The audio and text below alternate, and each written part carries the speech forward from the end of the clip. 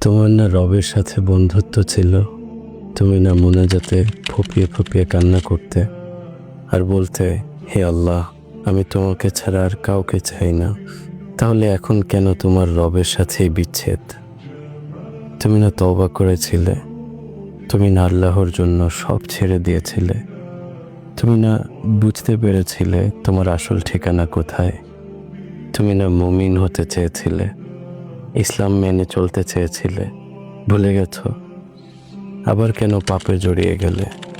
তুমি না সিজদায় পড়ে কেঁদেছিলে তোমার গুনাহের জন্য? তাহলে কেন আবার দুনিয়ার ধোঁকায় পড়ে গেলে?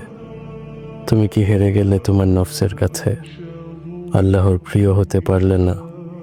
বারবার শয়তানের ফাঁদে পা ফেলছো? ব্যাপার না, এখনো সময় আছে। তুমি কি জানো না তোমার রব কত মহান?